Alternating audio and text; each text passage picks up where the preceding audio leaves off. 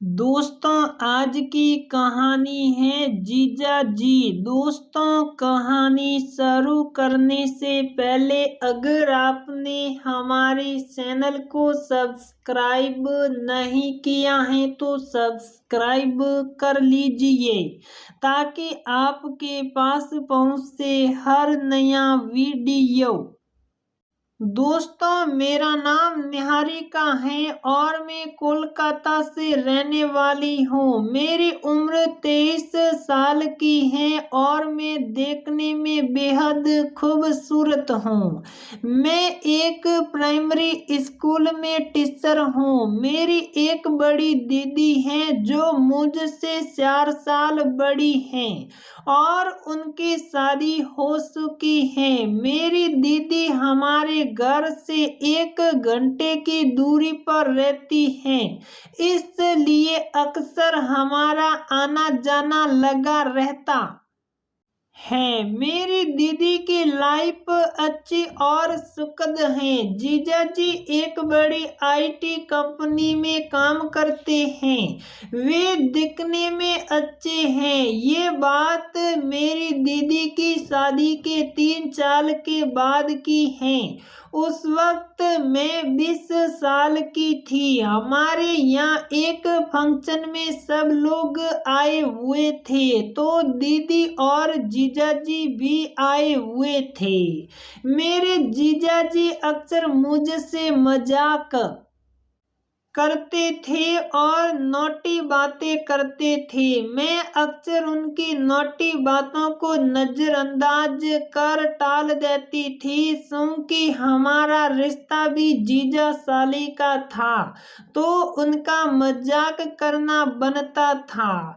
दीदी भी कुछ नहीं बोलती थी। जीजा को देखकर लगता था कि इनके जैसा कोई मिले तो बात बने।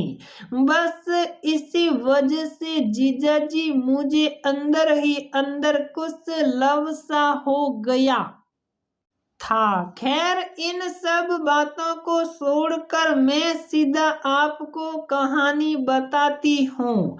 दरअसल ये बात 2019 की है। हमारे यहाँ जो समारोह था उसकी तैयारी के लिए दीदी ने मुझे और जीजाजी को कुछ सामान लाने बाजार भेजा।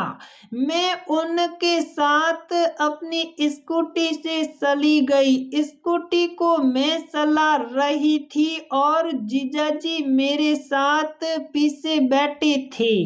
उस दिन मैं पार्लर से आई थी और बहुत खूबसूरत लग रही थी। मैंने एक पीली साड़ी पहनी थी। जीजाजी अक्सर कहते थे कि मैं साड़ी में बहुत खूबसूरत दिखती हूँ। फिर घर में जिस तरह का समारोह था तो कुछ पारंपरिक ही पहनना था। बस उसी वजह से मैंने ये साड़ी पहन ली।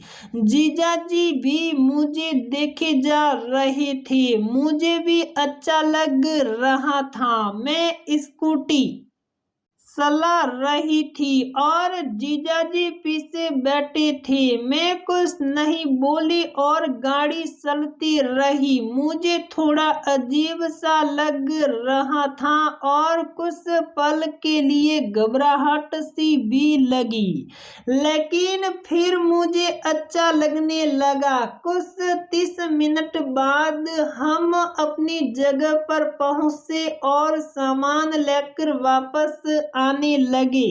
जीजाजी ने रास्ते में मुझसे कहा, आज तुम बहुत खूबसूरत लग रही हो। मैंने उनसे थैंक यू कहा। उन्होंने आगे बोला, अगर मेरी तुम्हारी दीदी से शादी न हुई होती तो मैं तुमसे ही शादी करता। तुम मुझे बहुत अच्छी लगती हो। उनकी इस बात पर मैं शर्मा गई। मेरा चेहरा शर्म से लाल हो गया था।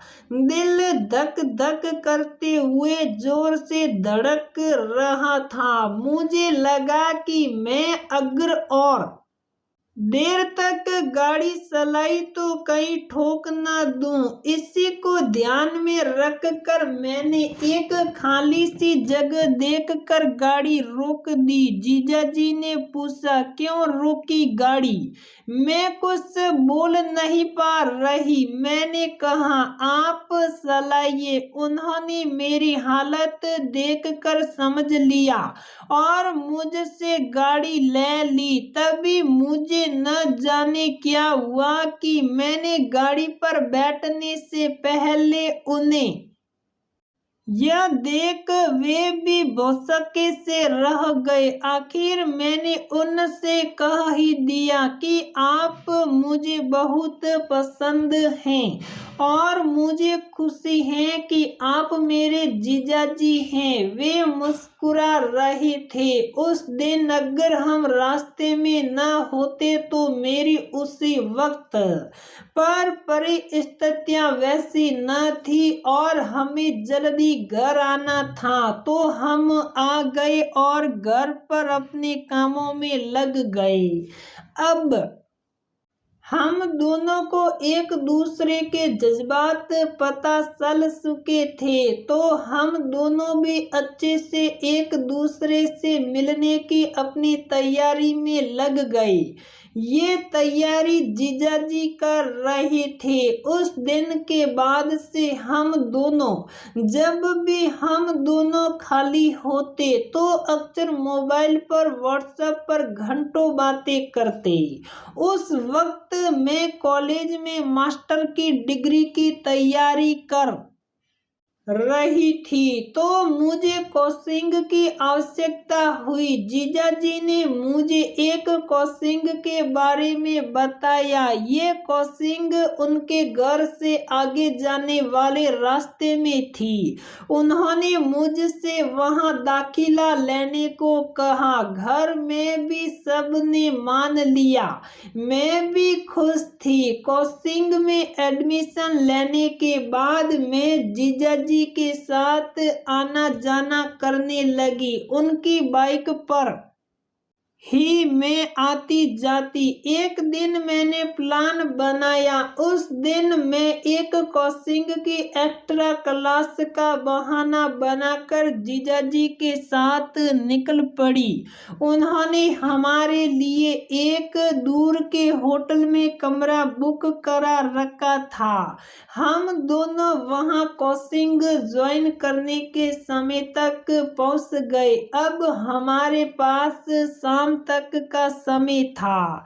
हमने नाश्ता ऑर्डर किया जो रूम में ही आ गया। उसके बाद हम दोनों एक दूसरे, मेरी खुशी का ठिकाना नहीं था। जीजू ने मेरी, मैं जोर जोर से। फिर वो सब के बाद जीजू बैठ गए और मुझे निहारने लगे। अब मैं भी मुस्कुराकर उन्हें देखने लगी। बाद में हम दोनों घर आ गए। तो दोस्तों, हमारी यह कहानी यहीं पर समाप्त होती है। अगर आपको यह कहानी पसंद आती है तो लाइक करें, शेयर करें और चैनल को सब्सक्राइब जरूर करें।